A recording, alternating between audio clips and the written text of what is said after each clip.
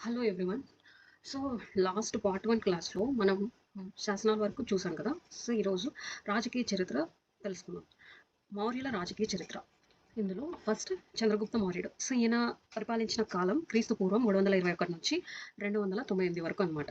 So, ఈయన ఆహ్, మనకు తెలుసు కదా! ధనానందుడిని ఓడించి మౌర్య సామ్రాజ్యాన్ని ఎస్టాబ్లిష్ చేశారు. సో, ఎప్పుడు క్రీస్తు పూర్వం 321లో. క్రీస్తుపూర్వం 321లో ఎవరి సహాయంతో అంటే కౌటిల్యుడు. కౌటిల్యుడు ఆర్ విష్ణుగుప్తుడు. సో, ఈయనకి చాలా పేర్లున్నాయి. మనం టైటిల్స్ కూడా చూసాం గత క్లాస్‌లో. మీకు గుర్తు లేకపోతే ఒకసారి రివిజన్ చేసుకోండి. సో, ఈయన సహాయంతో మౌర్య సామ్రాజ్యాన్ని ఎస్టాబ్లిష్ చేశారు. ఎవరు? చంద్రగుప్త మౌర్యుడు. సో, చంద్రగుప్త మౌర్యుని మంత్రి ఎవరంటే కౌటిల్యుడే అనమాట. ఈయన స్వీకరించిన మతం ఏంటి? జైన మతం. జైన మతమే కదా స్వీకరించింది చంద్రగుప్తుడు. సో, ఈ జైన మత గురువు వచ్చేసి భద్రబాహుడు అనమాట. సో, నేను లాస్ట్ పార్ట్ 1 క్లాస్‌లో ఏం చెప్పానంటే, ఒక మాంక్ వచ్చి చంద్రగుప్త మౌర్యుని దగ్గరికి అంటే, "మీ వల్లే ఈ సామ్రాజ్యం ఇలా" అంటే ఒక ఫెమైన్ వస్తుందనమాట. దానికి కారణం సో, ఈయన పరిపాలిస్తే ఇంకా అలాగే నాశనం అయిపోతుందనేసి ఈయన చెప్పాడనమాట. ఎవరు ఆ మాంక్ ఎవరంటే ఈయనే భద్రబాహుడు చెప్పిన తర్వాతే చంద్రగుప్త మౌర్యుడు కర్ణాటక శ్రవణబెళగోళకెళ్ళి అక్కడ జైన మతం స్వీకరించి సల్లేఖన వ్రతం ఆచరించి చనిపోతారనమాట ఈయన. సో, దీని బిహైండ్ స్టోరీ అది. సో, భూమిని సర్వే చేయించిన మొదటి భారతీయుడు కూడా చంద్రగుప్త మౌర్యుడనమాట. అంతేకాదు ఈయన భారతదేశాన్ని ఏకం చేసి పరిపాలించిన మొదటి చక్రవర్తి కూడా చంద్రగుప్త మౌర్యుడు. సో, ఈయన ఆస్థానంని సందర్శించిన గ్రీకు రాయబారి ఎవరంటే మెగస్తనీస్. మనకు తెలుసు ఎవరు పంపించారు? సెల్యూకస్ నికేటర్ పంపించారు. సో, ఈయన కాలంలో సుదర్శన తాటకం అనమాట. ఇది వెరీ ఇంపార్టెంట్. అంటే వ్యవసాయ అభివృద్ధి కోసం చంద్రగుప్త మౌర్యుడు ఈ సుదర్శన తాటకాన్ని నిర్మించాడనమాట. దీని పర్యవేక్షకుడు వచ్చేసి పుష్యగుప్తుడు. దీని తటాకంని నిర్మించింది చంద్రగుప్త మౌర్యుడు. కానీ పర్యవేక్షకుడు మాత్రం పుష్యగుప్తుడనమాట. ఈ తాటకంకు మరమ్మతులు చేసిన వ్యక్తి అంటే ఇంజినీరింగ్ గ్రీక్ ఇంజినీరింగ్ ఇతను హత్ హత్ ఉతాషా అనే గ్రీక్ ఇంజినీరింగ్ మరమ్మతులు చేయించాడు. మరమ్మతులు అంటే రిపేర్స్ చేయించాడు. సుదర్శన తాటకం గురించి పేర్కొన్న శాసనం ఏంటంటే జూనాగాడ్ శాసనం. ఈ జూనాగాడ్ శాసనాన్ని ఎవరు వేయించారంటే రుద్రదమనుడు వేయించాడు. శకరాజ్ అనమాట. ఈయన ఈ శాసనం సంస్కృత శాసనం అనమాట. ఇది చంద్రగుప్తుని రాజ్యంలో సౌరాష్ట్రం అంతర్భాగం అని చెప్పే శాసనం ఏంటంటే జూనాగఢ్ శాసనం. భారతదేశపు సరిహద్దు ప్రాంతాన్ని పరిపాలిస్తున్న గ్రీకు పాలకులను జయించి చంద్రగుప్తుడు దేశానికి విదేశీ పాలన నుండి విముక్తి కలిగించాడు. అంటే ఈ భారత సరిహద్దుల్లో విదేశీయులే పరిపాలిస్తున్నారు కదా! సో, వాళ్ళని ఓడించి ఆ రాజ్యాలను కూడా మన దేశంలోకి కలిపేసిన అంటే వాళ్ళ నుంచి విముక్తిని కలిగించిన వ్యక్తి ఎవరంటే చంద్రగుప్త మౌర్యుడే. చంద్రగుప్త మౌర్యుడు వర్సెస్ గ్రీకు పాలకులు. వీళ్ళలో ఎవరంటే సో, అలెగ్జాండర్ చనిపోయిన తర్వాత సిలికస్ నికేటర్ తనను తాను స్వతంత్ర రాజుగా ప్రకటించుకున్నాడు. ఎందుకంటే ఆయన చనిపోయిన తర్వాత ఇంకా ఆయన కింద ఒక గవర్నర్‌గా నియమించారు కదా! సామంతుల్లాగా. ఆహ్, అదే భారత ప్రాంతాలకు ప్రతినిధిలాగా నియమించాడు కదా! ఇతన్ని సెల్యూకస్ నికేటర్. సో, ఆయన తర్వాత ఇంకా ఈయనే ప్రాంతానికి రాజు అన్నట్టుగా ఈయన స్వతంత్రం ప్రకటించుకున్నాడు. సో, చంద్రగుప్త మౌర్యుడు ఈ వాయువ్య ప్రాంతంలో ఉన్న గవర్నర్‌లందరినీ అంతం చేసి ఆ ప్రాంతాలన్నిటిని స్వాధీనం చేసుకున్నాడు. అంతేకాకుండా ఈ సెల్యూకస్ నికేటర్‌తో కూడా ఫైట్ చేశాడనమాట. సో, ఇందులో చంద్రగుప్త మౌర్యుడు విన్ అయ్యాడు. సో, అప్పుడేం జరిగిందంటే ఈ సెల్యూకస్ నికేటర్ నుంచి ఈ కాబూల్, కాందహార్, బెలూచిస్తాన్, హీరట్ ప్రాంతాలని స్వాధీనం చేసుకున్నాడు. అంతేకాకుండా ఈ సెల్యూకస్ నికేటర్ ఏం చేశాడంటే ఈయన కరేజ్‌ని చూసి ఈయన ఆహ్, ఫైట్ చేసే పద్ధతి అవన్నీ చూసి ఇంప్రెస్ అయిపోయి తన కుమార్తె హెలీనా ఉంది కదా! ఆ హెలీనాని చంద్రగుప్త మౌర్యునికిచ్చి వివాహం చేశాడనమాట. అంతేకాకుండా చంద్రగుప్త మౌర్యుడు ఏం చేశారంటే ఈయనకి గజబలం అంటే ఇంట్రెస్ట్ ఏమో అందుకని 500 ఏనుగులని సెల్యూకస్ నికేటర్‌కి చంద్రగుప్తుడు ఇచ్చాడు. ఎందుకంటే ఒక మ్యారేజ్ అలయన్స్ ఉంది కదా! వాళ్ళ మధ్య అందుకని అడిగిండొచ్చు ఒకవేళ సెల్యూకస్ నికేటరే. సెల్యూకస్ నికేటర్ చంద్రగుప్తుని ఆస్థానానికి పంపించబడిన గ్రీకు రాయబారి ఎవరంటే మెగాస్తనీస్. మనకి ఆబ్వియస్లీ ఇతనే మనకి బాగా తెలుసు. మనకి ఫెమిలియర్‌గా అంటే లోయర్ స్టడీస్ నుంచి చదువుకుంటూ వచ్చాం కాబట్టి మెగాస్తనీస్ అంటే ఆయన గ్రంథం ఇండికా అందరికీ తెలిసినదే. సో, నెక్స్ట్ ఈ సెల్యూకస్ నికేటర్ చంద్రగుప్తుని మ్యారేజ్ అలయన్సెస్ అన్నీ ఉన్నాయి కదా! వీళ్ళిద్దరి మధ్య. సో, ఈ సంబంధం గురించి ఒక చరిత్రకారుడు ఇలా రాశారు. చరిత్రకారులు రాశారు కదా! అతని పేరేంటంటే ఎరియన్ అనమాట. ఎరియన్ ఏం రాసారంటే సెల్యూకస్ నికేటర్, చంద్రగుప్త మౌర్యుని కుటుంబాల మధ్య వైవాహిక సంబంధం ఉన్నట్టు రాసారనమాట. చంద్రగుప్త మౌర్యుడు అలెగ్జాండర్ ముఖాముఖి కలుసుకున్నారని పేర్కొన్న గ్రీకు చరిత్రకారుడు జస్టిన్. అంటే ఫేస్ టు ఫేస్ ఇంట్రాక్షన్ జరిగిందనేసి చంద్రగుప్త మౌర్యునికి, అలెగ్జాండర్‌కి జస్టిన్ అని గ్రీకు చరిత్రకారుడు చెప్పారు. సో, చంద్రగుప్తుని రాజ్యం పశ్చిమాన సౌరాష్ట్ర వరకు విస్తరించిందని తెలిపే శాసనం ఏదంటే గిర్నార్ శిలాశాసనం. ఈ శిలాశాసనంలో ఏమున్నదంటే చంద్రగుప్తుని రాజ్యం పశ్చిమాన సౌరాష్ట్ర వరకు విస్తరించింది. చంద్రగుప్త మౌర్యుడు జైన మతం. చంద్రగుప్త మౌర్యుడు జైన మతం. చంద్రగుప్త మౌర్యుడు జైన మతాన్ని స్వీకరించింది ఎవరి సహకారంతో అంటే భద్రబాహుడు. భద్రబాహుడు చెప్పారు కదా, ఈయన మౌంక్ జైన మతస్థుడు అనమాట. చంద్రగుప్త పరిపాలన కాలం జరిగిన పరిపాలనలోనే మొదటిసారిగా జైన పరిషత్ సమావేశం జరిగింది. ఎక్కడ జరిగిందంటే పాటలీపుత్రంలో జరిగింది, క్రీస్తు పూర్వం 300లో అనమాట. దీనికి అధ్యక్షత వహించింది స్థూలభద్రుడు. సో ఈ సమావేశంలో దక్షిణ భారతదేశం నుండి హాజరైన జైన మత గురువు ఎవరంటే ఈ భద్రబాహు అనమాట. ఈయన సహకారంతోనే జైన మతాన్ని స్వీకరించారు చంద్రగుప్త మౌర్యుడు. సో నెక్స్ట్, సో ఇక్కడ చూడండి, మగధలో దుర్భరమైన క్షామం రావడంతో భద్రబాహు అతని ఆధ్వర్యంలోనే జైన మత సన్యాసులతో పాటు మౌర్య చంద్రగుప్తుని కూడా మగధకు వదిలి కర్ణాటకలో శ్రావణ బెలగోలకు వలస వెళ్ళారనమాట. సో ఈయన చెప్పడం వల్లే భద్రబాహు ఆయన చెప్పడం వల్లే ఈయన జైన మతం స్వీకరించి శ్రావణ బెలగలో సల్లేఖన వ్రతం ఆచరించి చనిపోయాడు అనమాట. అలా సల్లేఖన వ్రతం ఆచరించి చనిపోయిన మొదటి భారతీయ చక్రవర్తి కూడా చంద్రగుప్త మౌర్యుడే, అది గుర్తుపెట్టుకోవాలి. సో ఈ విషయాలన్నీ ఈ పరశిష్ట పర్వం అని హేమచంద్ర రాశారు. సో ఇందులో ఉన్నాయన్నమాట, ఈ గ్రంథంలో ఉన్నాయన్నీ. సో భద్రబాహు రచన జైన కల్ప సూత్రాలు అనే రచన చేశారనమాట. ఎవరు? భద్రబాహు. సో ఈయన జ్ఞాపకార్థమే శ్రావణ బెలగోలలో చంద్రగిరి గుట్ట అనే దేవాలయాన్ని నిర్మించారనమాట. చంద్రగుప్త మౌర్యుని అలెగ్జాండర్ శాండ్రోకోటాస్ అని పిలిచాడు. అలాగే ప్లూటార్క్ అయితే ఆండ్రోకోటాస్ అని పిలిచాడు అనమాట. సో ఆండ్రోకోటాస్ అని ప్లూటార్క్ అని పిలిచారు. సో అలెగ్జాండర్ ఏమని పిలిచారంటే శాండ్రోకోటాస్ అని పిలిచాడు. చంద్రగుప్త మౌర్యుడు జయించిన రాజ సరిహద్దులు ఏంటంటే ఈ తూర్పున బెంగాలు, పశ్చిమాన ఒక్సాన్ నది, ఉత్తరాన హిమాలయాలు, దక్షిణాన కర్ణాటక. సో ఇలా మనం నార్త్, తర్వాత సౌత్, ఈస్ట్, తర్వాత వెస్ట్ ఇలా అనుకుంటే ఇది నార్త్. సో ఇక్కడ వచ్చేసి బెంగాల్ అనమాట. ఇక్కడ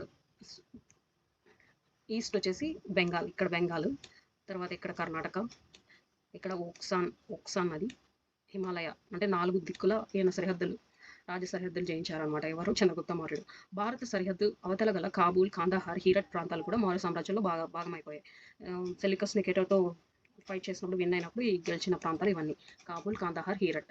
చంద్రగుప్త మౌర్యుని భారతదేశ మొదటి చారిత్రక చక్రవర్తి అని వర్ణించింది ఎవరంటే రాధా కుముద్ ముఖర్జీ అనమాట. రాధా కుముద్ ముఖర్జీ. దక్షిణ భారతదేశానికి మౌర్య సామ్రాజ్యాన్ని విస్తరించిన మొట్టమొదటి చక్రవర్తి మన మౌర్య చంద్రగుప్తుడు. నెక్స్ట్ బిందుసారుడు చంద్రగుప్త మౌర్యుని కుమారుడు అనమాట. ఈయన అసలు పేరు ఏంటంటే సింహసేన రాజావళి కళ అనే జైన గ్రంథం ఆధారంగా సింహసేన ఇతని అసలు పేరు అని చెప్తారు. సో ఈయన పరిపాలన కాలం వచ్చేసి 298 నుండి క్రీస్తు పూర్వం 273 వరకు అనమాట. సో ఈయన టైటిల్స్ ఏంటంటే అమిత్రగాథ, శత్రు సంహారకుడు అని. సింహసేనుడు జైన గ్రంథాల్లో సింహసేనుడు అని అన్నారనమాట. సో ఈయన అసలు పేరు కూడా సింహసేననే అని గుర్తుపెట్టుకోండి. ఇతను అజీవిక మతాన్ని పోషించాడు అనమాట. సో ఈయన స్వీకరించిన మతం అజీవిక మతం. ఈయన ఒకటే డిఫరెంట్గా అజీవిక మతాన్ని స్వీకరించాడు. సో నెక్స్ట్ ఈయన కుమారులు వచ్చేసి సుసీమ తక్షశిల గవర్నరు, అశోకుడు ఉజ్జయిని గవర్నరు, మొగలిపుస్త తిస్తా బౌద్ధ సన్యాసి అనమాట. మొగలిపుస్త తిస్తా. సో ఈయన పాలన కాలంలోనే తక్షశిల తిరుగుబాటు అణచినది అశోకుడు అనమాట. సో ఈయన పాలనా కాలంలోనే ఈయన కుమారుడు అశోకుడు తక్షశిల తిరుగుబాటును అణిచివేశాడనమాట. సుసీముడు రాజప్రతినిధిగా ఉన్న కాలంలోనే తక్షశిలతో తిరుగుబాట్లు జరిగింది.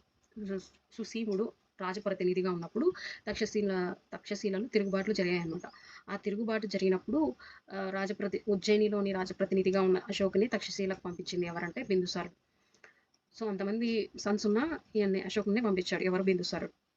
సో తక్షశిల ప్రజలు తిరుగుబాటు చేయగా అశోకుడు అక్కడికి వెళ్ళి శాంతిభద్రతలను నెలకొల్పినట్లు తెలిపినది ఈ బౌద్ధమత గ్రంథం దివ్యవదన బౌద్ధ గ్రంథం అశోకవదనం అని ఈ 2 తెలిపాయన్నమాట. అంటే చాలా అక్కడికి వెళ్ళి పీస్ఫుల్గా అక్కడ ఉన్న వాళ్ళు స్ట్రైక్స్ చేస్తున్నారు కదా, అవన్నీ పీస్ఫుల్గా చేశారనేసి ఇందులో ఉందన్నమాట. దివ్యవదన బౌద్ధ గ్రంథం అశోకవదనంలో. సో ఇతని ఆస్థానంలో గల గ్రీకు రాయబాలు ఎవరంటే డైమాకస్ ఇతనిని సిరియా పాలకుడైన యాంటిమోకస్ I పంపించాడనమాట, డైమాకస్ని. సో నెక్స్ట్ డయానోసియాస్ ఇతన్ని ఈజిప్ట్ పాలకుడైన టాలమీ ఫిలడెల్ఫస్ పంపించాడనమాట. ఎవరిని? డయానోసియాన్ని. సో వీళ్ళు వచ్చేసి గ్రీకు రాయబారులు అనమాట. ఎవరు ఉన్నప్పుడు వచ్చారంటే బిందుసారుడు ఉన్నప్పుడు వచ్చారు వీళ్ళు. డైమాస్కస్ ఇతని ఆస్థానాన్ని సందర్శించినట్లు గ్రీకు చరిత్రగా ఈ డైమాస్కస్ బిందుసారుని ఆస్థానాన్ని సందర్శించినట్లు ఎవరు చెప్పారంటే స్ట్రాబో చెప్పారనమాట. బిందుసారుడు మద్యం, అత్తిపళ్ళు ఒక వేదాంతిని పంపమని సిరియా రాజు యాంటిమోకస్ Iను కోరాడు. సో బిందుసారుడు మద్యం, అత్తిపళ్ళు ఒక వేదాంతిని పంపమని సిరియా రాజు యాంటిమోనోస్ వన్ను కోరాడు. కానీ గ్రీకు రాజు వేదాంతిని మినహా మిగతావన్నీ పంపించాడు అనమాట. సో ఇతను ఏమంటే ఈ బిందుసారుడు ఇవన్నీ అడిగితే ఒక వేదాంతిని తప్ప మిగతావన్నీ పంపించారనమాట. సో ఈ తారానాథ్ అను బౌద్ధ సన్యాసి బిందుసారుడు 2 సముద్రాల మధ్య భూభాగాన్ని పరిపాలించాడని పేర్కొన్నారనమాట. ఈ తారానాథ్ బౌద్ధ సన్యాసి. సో ఈయన 2 సముద్రాల మధ్య భూభాగాన్ని పరిపాలించాడని చెప్పాడు. అవేవంటే బంగాళాఖాతం, అరేబియా అనమాట. సో క్రీస్తు పూర్వం 273లో బిందుసారుని మరణాంతరం 4 సంవత్సరాల పాటు సింహాసనం కొరకు వారసత్వ పోరులు జరిగాయి. సో ఈయనకి చాలా మంది సన్స్ ఉన్నారనమాట. సో వీళ్ళలో వీళ్ళే కొట్టుకునేవాళ్ళు ఎవరి కోసం, ఈయన బిందుసారుడు చనిపోయిన తర్వాత సింహాసనం కోసం. సో అలా అశోకుడు తన సోదరులనే హతమార్చి సింహాసనాన్ని అధిష్ఠించినట్లు ఉంది. కానీ తన చిన్న తమ్ముడిని మాత్రం చంపకుండా మిగతా వాళ్ళందరినీ చంపినట్లు ఉందన్నమాట. అది ఒక మిథలాజికల్ స్టోరీ అవ్వచ్చు. ఎవరికి ఖచ్చితమైన ఆధారాలు అయితే తెలియదు ఎవరికి. బిందుసారుని వద్ద ప్రధానులుగా పనిచేసిన వాళ్ళు ఎవరంటే కౌటిల్యుడు, కల్లటకుడు, రాధగుప్తుడు. సో ఈ రాధాగుప్తుడు, కల్లటకుడు, కౌటిల్యుడు వీళ్ళు ప్రధానులుగా పనిచేశారనమాట ఎవరి దగ్గర, బిందుసారుడి దగ్గర. బిందుసారుని ఆస్థానంలో పింగళి వస్త అనే అజీవిక పరిరాజకుడు ప్రముఖ స్థానం పొందినట్లు తెలుపు గ్రంథం ఏంటంటే దివ్యవదనం. సో ఈ దివ్యవదనంలో ఈ పింగళ వస్త అనే అజీవిక పరిరాజకుడు ప్రముఖ స్థానం పొందినట్లు చెప్తుందన్నమాట. సో ఈ అజీవికుడనే అశోకుడు జన్మించినప్పుడు చక్రవర్తి అవుతాడని జోస్యం చెప్పాడనమాట. ఈ అజీవికుడే, సో ఈయన పింగళి వస్త ఈయనే చెప్పాడనమాట. అశోకుడు జన్మించినప్పుడు చక్రవర్తి అవుతాడని జోస్యం చెప్పాడనమాట. అంటే ఫ్యూచర్ చెప్పారు, ఈయన ఫ్యూచర్ చెప్పేశారు అశోకుడు అప్పుడే చక్రవర్తి అవుతాడు అనేసి. ఎవరికి, బిందుసారుడికి. సో నెక్స్ట్ అశోకుడు. సో ఈయన ఈ మౌర్యంలోనే చాలా గ్రేట్ రాజు అనమాట. సో ఈయన కాలం క్రీస్తు పూర్వం 269 నుంచి 237 వరకు. సో 273లో బిందుసారుడు మరణించాడు. సో 4 years వీళ్ళ బ్రదర్సే ఫైట్ చేసుకున్నారు. సో అందులో ఆబ్వియస్లీ అశోకుడే గెలిచాడు. సో తన సొంత సోదరుల్ని హతమార్చి సింహాసనాన్ని అధిష్ఠించాడనమాట అని శ్రీలంక బౌద్ధ గ్రంథంలో దివ్యవదన అనే బౌద్ధ గ్రంథంలో ఉందన్నమాట. ఈ సామ్రాజ్యం కోసం తన సొంత సోదరుల్ని హతమార్చాడనేసి. సో ఈ వంశంలో గొప్పవాడు వచ్చేసి అశోకుడు అనమాట. సో ఇతడు మౌర్య వంశంలోనే గొప్పవాడు అనమాట. సో ఇతని తండ్రి బిందుసారుడు, తల్లి వచ్చేసి సుభద్రాంగి, జనపద కళ్యాణి అనమాట. సో ఈయన భార్యలు వచ్చేసి అసంధిమిత్ర, మొదటి పట్టపురాణి ఈమె అసంధిమిత్ర. సో సెకండ్ వన్ త్రిష్య రక్షిత, బోధి వృక్షంపై విషప్రయోగం చేసిందనమాట ఈమె సెకండ్ భార్య. థర్డ్ భార్య కరువాకి, కుమారుడు వచ్చేసి తివర. సో వీళ్ళ ఇద్దరు గురించి అలహాబాద్ శాసనంలో ఉందన్నమాట. ఎవరి గురించి, కరువాకి కుమారుడు తివర. సో పద్మావతి కుమారుడు కునాలుడు. సో పద్మావతి కుమారుడు ఎవరంటే కునాలుడు అనమాట. ఈమె ఇంకొక భార్య. సో విదీషాదేవి ఈమె బౌద్ధ మతస్థురాలు. సో ఈమె కూడా భార్య. సో ఈమెకి ఒక కుమారుడు ఒక కుమార్తె ఉంది. మహేంద్రుడు, సంఘమిత్ర అనమాట. వీళ్ళిద్దరినే కదా అశోకుడు బౌద్ధ మత ప్రచారానికి శ్రీలంకకు పంపిస్తాడు. సో నెక్స్ట్ వీళ్ళ కుమారులందరి పేర్లు ఇక్కడ ఉన్నాయి. కునాలుడు, తివర, మహేంద్రుడు శ్రీలంక ధర్మ ప్రచారానికి వెళ్ళారు. జాతక. సో కుమార్తెలు సంఘమిత్ర శ్రీలంక రాజు తిస్సా దగ్గరకు బౌద్ధ మత ప్రచారానికి పంపాడు. తర్వాత సంఘమిత్ర భర్త వచ్చేసి అగ్నిబ్రహ్మ అంట. సో ఈయన భర్త ఈమె భర్త సంఘమిత్ర భర్త వచ్చేసి అగ్నిబ్రహ్మ. చారుమతి ఈమె భర్త దేవపాల క్షత్రియుడు. సో ఇద్దరు కూతుర్లు సంఘమిత్ర, చారుమతి. ఈయన సోదరులు వచ్చేసి సుసీమ, మొగలిపుస్త తిస్సా. సో అశోకుడి శాసనాల్లో పేర్కొన్న కుమారుడు ఎవరంటే తివర అనమాట. ఈయన అలహాబాద్ శాసనంలో వీళ్ళ మదర్ గురించి, కరువాకి ఆల్సో ఇతని గురించి, తివర గురించి కూడా ఉందన్నమాట ఈ అలహాబాద్ శాసనంలోనే. సో అశోకుని మనవలు ఎవరంటే దాశరథి, సంప్రతి. సో ప్రధానమంత్రి ఎవరంటే రాధగుప్తుడు ప్రధానమంత్రి అనమాట. సేవకులు వచ్చేసి కంచు, ఉపనిషి, కల్పక, ప్రసాదక, సనాపక. వీళ్ళు వచ్చేసి సేవకులు అనమాట. ఈయన బిరుదులు వచ్చేసి దేవానాం ప్రియం అంటే దేవతలకు ప్రియమైన వాడని అర్థం అనమాట. ప్రియదర్శి అంటే చక్కని రూపం గలవాడనేసి ప్రియదర్శి అంటారు. సో అశోకుడు అజీవికులకు బరాబర్ గుహల్లో దానం చేసినట్లు తెలియజేసే శాసనం ఏంటంటే ఈ బరాబర్ శాసనం. ఇది ఎక్కడుందంటే బీహార్లో ఉందన్నమాట. సో భారతదేశంలో మొట్టమొదటి శాసనాలు జారీ చేసిన భారతీయ చక్రవర్తి కూడా అశోకుడే అనమాట. సో ఇతని శాసనాలు బ్రహ్మీ, ఖరోష్టి, గ్రీకు, అరమిక్ లిపులలో ఉంటాయి. సో ఈయన అంటే దక్షిణ మన భారతదేశంలో ఉండే మోస్ట్లీ బ్రాహ్మీ లిపిలో ఉన్నాయన్నమాట. ఇలా విదేశాలలో శిలాశాసనాల్లో లిపి, కరోష్టి, గ్రీక్, అరమిక్ ఇలా ఉన్నాయన్నమాట. సో శాసనాల ద్వారా ప్రజలతో మాట్లాడిన మొదటి చక్రవర్తి ఎవరంటే మన అశోకుడే. సో తక్షశిల తిరుగుబాటు తెలుసు కదా! బిందుసారుడు తక్షశిల అప్పట్లో అశోకుడు ఉజ్జయినిని పరిపాలిస్తుండేవాడు. ఉజ్జయినికి గవర్నర్‌గా. సో, తక్షశిలలో తిరుగుబాటు జరుగుతుంది కదా! ఆ తిరుగుబాటుని అణిచివేయడానికి అశోకుడిని పంపించాడనమాట బిందుసారుడు. అలా అది ఫస్ట్ టైమ్ జరిగినప్పుడు. అదే అశోకుడు పరిపాలించేటప్పుడు కూడా ఇంకొకసారి తక్షశిలలో ఒక తిరుగుబాటు స్టార్ట్ చేశారు వాళ్ళు. అప్పుడు అశోకుడి కుమారుడు కునాలుడు వెళ్లి తిరుగుబాటుని అణిచివేశాడనమాట. సో, ఈయన కుమారుడు ఫస్ట్ బిందుసారుడు అశోకుడిని పంపిస్తే అశోకుడేమో కునాలుడిని పంపించాడనమాట. సో, ఎలా అయితేనే వాళ్ళు ఇద్దరు కూడా తిరుగుబాటుని అణిచివేశారనమాట. సో, అశోకుడు రాజ్యంలోకి వచ్చి 4 సంవత్సరాల తర్వాత క్రీస్తుపూర్వం 268లో పట్టాభిషిక్తుడైన సందర్భంగా రాజ్యంలోని యుద్ధ ఖైదీలను విడుదల చేశాడనమాట. సో, ఎందుకు ఆయన పట్టాభిషేకం అయిన తర్వాత. సో, అశోకుని రాజ్యంలో గల రాష్ట్రాలు ఏంటంటే గంధార, ఉజ్జయిని, కళింగ అండ్ సౌరాష్ట్ర. సో, ఇవి వచ్చేసి అశోకుని రాజ్యంలో గల రాష్ట్రాలు. కళింగ యుద్ధం. సో, ది మోస్ట్ అంటే ఈ కళింగ యుద్ధం తర్వాత అశోకుని లైఫ్ ఒక టర్నింగ్ పాయింట్ అవుతుందనమాట. ఎందుకంటే బిఫోర్ కళింగ యుద్ధం ఆయన ఎలా ఉంటారంటే చాలా ఆరగెంట్ అనమాట. సో కరేజియస్ పర్సన్ అన్నీ. కానీ ఆఫ్టర్ కళింగ యుద్ధం తర్వాత ఆయన చాలా కామ్ అయిపోయాడు.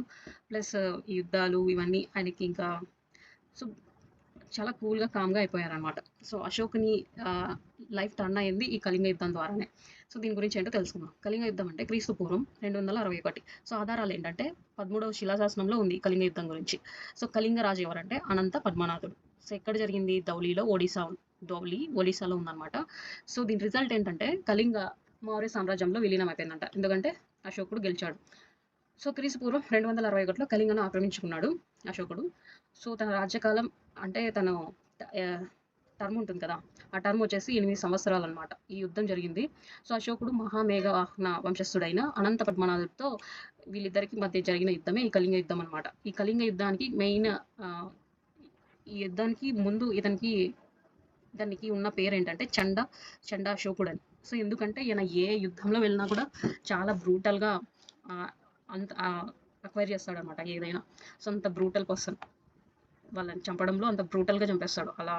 అలాంటి అతడు కాబట్టి అతనికి పేరు ఇలా ఉందనమాట. చండాశోకుడు అనే నేమ్ ఉంది.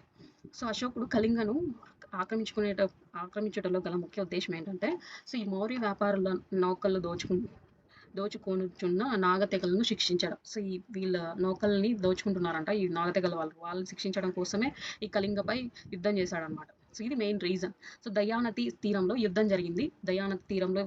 జరిగింది. సో, ఎక్కడ అంటే ఒడిశాలో. సో, కళింగ యుద్ధానంతరం హృదయ పరివర్తన కలిగిన అశోకుడు భేరిఘోషను వదిలి దమ్మఘోషకు మారాడు. సో, ఈయన ఇంతకుముందు అశోకుడుగా ఉన్నవాడు. తర్వాత ఈయనకి ఆ యుద్ధంలో జరిగిన ప్రాణ నష్టం గాని, ఆస్తి నష్టం ఇవన్నీ చూసాక తన హృదయం చెలించిపోయి సో, మారిపోయాడనమాట. అలా మారిపోయి బౌద్ధ మతాన్ని స్వీకరించారు ఆ యుద్ధం అయిపోయిన తర్వాత. సో, అలా ఆయన చాలా కామ్ అయిపోయాడు. ఎన్నో మార్పులు వల్ల ఇంక యుద్ధాలు కూడా వదిలేసే స్టేజ్‌కొచ్చేసాడనమాట ఆయన. ఎందుకంటే అసలు ఈ యుద్ధాలు ఎందుకు చేయాలా అనే థాట్ ప్రాసెస్ స్టార్ట్ అయిపోయింది ఆయనకి. సో, అశోకుడు బౌద్ధ మతం. సో, బౌద్ధ మతం ఎందుకు తీసుకున్నాడనేది ఇక్కడ తెలుసుకుందాం. బౌద్ధ మత స్వీకరణ కంటే ముందు అశోకుడు సాంప్రదాయ హిందూ మతాన్ని పాటించేవాడు. అంటే ఇంతకుముందు హిందూ మతాన్నే పాటించేవాడు. సో, యుద్ధం తర్వాతే అశోకుడు బౌద్ధ మతాన్ని తీసుకున్నాడనమాట. సో, ఈయన కూడా ఇది బౌద్ధ మతాన్నే తీసుకోవడానికి ఒకరు ఎంకరేజ్ చేశారనమాట. ఎవరంటే అతను నిగృతుడు. అంటే తన పెద్ద సోదరుని కుమారుడు. ఈ నిగృతుడు చెప్పగా ఈయన బౌద్ధ మతం పట్ల కొంచెం ఆదరణ పెరిగి బౌద్ధ మతాన్ని స్వీకరించాడనమాట. సో, ఇలా స్వీకరించాడని ఎక్కడుందంటే దీపవంశ, మహావంశ అనే గ్రంథాల్లో ఉందనమాట. సో, ఎవరు ఈయనకి అంటే అన్న కొడుకు కొడుకులాగే కదా! ఈయన కుమారుడే అవుతాడు. సో, నిగృతుడిని ప్రోత్సాహంతో తీసుకున్నాడనమాట బౌద్ధ మతం అని చెప్పేది దీపవంశ, మహావంశ గ్రంథాల్లో ఉందనమాట. సో, ఇతనికి ఇష్టదైవం శివుడనమాట.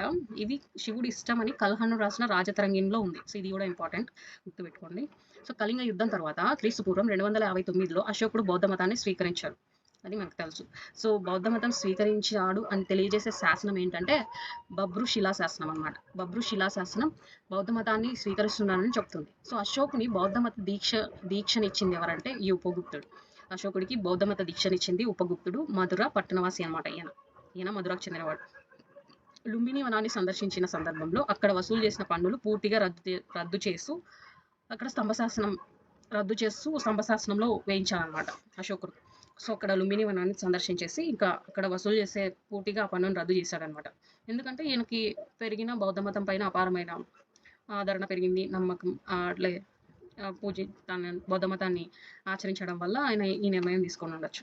సో, అశోకుడు క్రీస్తు పూర్వం 255 సంవత్సరంలో బుద్ధుని జన్మస్థలం లుంబిని వనాన్ని సందర్శించి, అక్కడ ఒక అశ్వకిరీట ఉన్న శాసన శిలాస్తంభాన్ని ప్రతిష్ఠించాడు.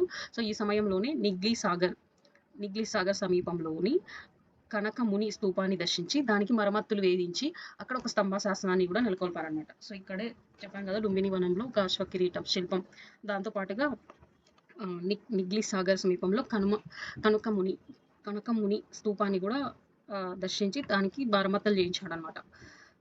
అది కూడా స్తంభశాసనంలో ఉంచారు. సో, అశోకుని ధర్మయాత్రలు ప్రారంభించి లుంబిని, బుద్ధగయ వంటి బౌద్ధ మత పవిత్ర స్థలాలను సందర్శించాడు. సో, ఈ లుంబిని, బుద్ధగయ వంటి బౌద్ధ మత పవిత్ర స్థలాన్ని కూడా ఆయన విజిట్ చేశారనమాట. ఇక్కడ తర్వాత బోధి వృక్షాన్ని సందర్శించాడు. సో, ఈ బోధి వృక్షాన్ని లుంబిని, బుద్ధగయ సంబోధి. సో, ఈ బోధి వృక్షాన్ని సందర్శించడాన్ని సంబోధి అంటారు అశోకుడు. సో, అశోకుడు క్రీస్తు పూర్వం 251లో పాటలీపుత్రంలో 3వ బౌద్ధ సంగతిని నిర్వహించాడనమాట. సో, ఇది మనం బౌద్ధ మతంలో చూసాం కదా, అశోకుడు బౌద్ధ సంగీతుల గురించి తెలుసుకునేటప్పుడు చెప్పుకున్నాం. సో, క్రీస్తు పూర్వం 251లో పాటలీపుత్రంలో 3వ బౌద్ధ సంగతి నిర్వహించారనమాట. సో, తన 19వ రాజ్యపాలన కాలంలో ఈ సమావేశం జరిగింది. సో, ఇది ఎప్పుడు జరిగిందంటే తన 19వ పరిపాలన కాలం, ఈ టర్మ్లో ఉన్నప్పుడు ఆయన ఈ మూడవ బౌద్ధ సంగతి నిర్వహించారనమాట. సో, నెక్స్ట్ వచ్చేసి దీనికి అధ్యక్షత వహించింది ఎవరు? మొగలిపుస్త తిస్తా ఎవరంటే అశోకుని సోదరుడు అనమాట. సో, ఈ సమావేశం అధికారికంగా గుర్తించబడిన బౌద్ధ మత శాఖ తేరావాదంలో ఇది అధికారికంగా గుర్తించబడింది. మనం బౌద్ధ మతంలో నేర్చుకున్నాం కదా, తేరావాదం, స్థావిరవాదం అనేసి. తర్వాత అశోకుడు ప్రచారం చేసిన బౌద్ధ మత శాఖ స్థావిరవాదం అనమాట. సో, అశోకుడు మాత్రం ప్రచారం చేసిన బౌద్ధ శాఖ స్థావిరవాదం. సో, బౌద్ధ భిక్షువు. సో, ఇక్కడ మీకు ఒక క్వశ్చన్, తేరవాదం వాళ్ళు పాటించే బౌద్ధ మత పరిస్థితులు అంటే పాటించే పద్ధతులు ఏంటి, స్థావిరవాదం వాళ్ళు పాటించే పద్ధతులు ఏంటో బౌద్ధ మతం గురించి మీకు తెలిస్తే కమెంట్ చేయండి. నేను మీ రిప్లైస్కి ఆన్సర్స్ ఇస్తాను. సో, బౌద్ధ భిక్షువు దుస్తులను ధరించిన అశోకుని శిల్పాన్ని చూసినట్లు తెలిపిన యాత్రికుడు ఇస్తింగ్ అనమాట.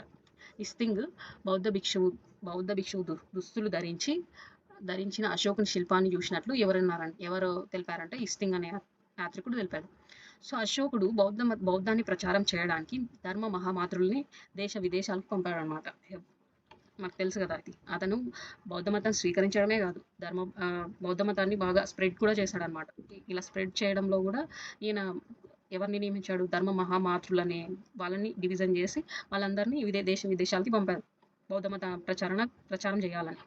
సో, ఈ సంఘమిత్ర మహేంద్రులు శ్రీలంకకి వెళ్ళారు.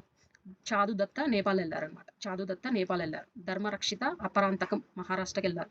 మధ్యాంతిక కాశ్మీర్కి వెళ్ళారనమాట. మహాదేవుడు వచ్చేసి మహిష మండలానికి వెళ్ళారు. ఇలా సోనా ఉత్తర బర్మా సుమత్ర అనే ప్రాంతాలకు వెళ్ళారు. సో, రజితమ వచ్చేసి బనవాసికి వెళ్ళారు. మతో రక్షిత అంటే యవన దేశం క్రీక్ వెళ్ళారనమాట. సో, మజ్జి మాను ఈయన వచ్చేసి హిమాలయాలకి వెళ్ళి ప్రచారం చేస్తారు.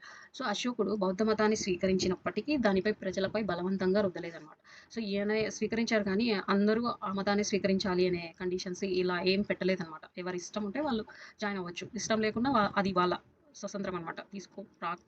ఆ మతంలో చేరకపోవడం ప్రజల నిర్ణయం పైన ఆధారపడి ఉండేది. సో, బౌద్ధ మత ధర్మాన్ని తన సామ్రాజ్యం అంతా శిలాశాసనాల ద్వారా ప్రచారం చేశారు. సో, మనకు తెలిసిందే, ఆయన ప్రతిదీ శిలాశాసనాల ద్వారానే స్ప్రెడ్ చేశారు. అంతేకాకుండా బౌద్ధ సాహిత్యం ప్రకారం అశోకుడు 84,000 బౌద్ధ స్తూపాలను నిర్మించినట్లు తెలుస్తుందన్నమాట. దేని ప్రకారం అయితే బౌద్ధ సాహిత్యం ప్రకారం అశోకుడు 84,000 బౌద్ధ స్తూపాలను నిర్మించాడు. సో, అశోకుడు నిర్మించిన స్తూపాల్లో మెయిన్ ఏంటంటే సాంచి, బర్హుత్, సారనాథ్, అమరావతి. ఇవి మెయిన్ స్తూపాలు అనమాట. సో, అశోకుని ధర్మ లేదా ధమ్మ సిద్ధాంతం క్రీస్తు పూర్వం 259లో అశోకుడు మతాలతో సంబంధం లేకుండా ధర్మ సిద్ధాంతాన్ని రూపొందించాడు అనమాట. సో, ఈ మతాలు వీటితో ఏ సంబంధం లేకుండా ధర్మ సిద్ధాంతాన్ని రూపొందించాడు. దానికి ప్రచారం చేయడానికి ధర్మ మహామాతృలను నియమించాడు అనమాట. ఈ ధర్మ సిద్ధాంతాన్ని స్ప్రెడ్ చేయడానికి ఈ ధర్మ మహామాతృలను నియమించాడు. సో, ప్రాకృతంలో దమ్మ అనే పదాన్ని దమ్మ అంటారని, సో సంస్కృతంలో అయితే ధర్మ అని పదానికి సమానార్థాలన్నమాట. అంటే ఈ 2 ఒకటే. ప్రాకృతంలో దమ్మ అన్నా ఒకటే, సంస్కృతంలో ధర్మ అన్నా కూడా ఒకటే. సో ఇది ఒక మతం గాదు. ఇది ఒక నైతిక సూత్రావళి.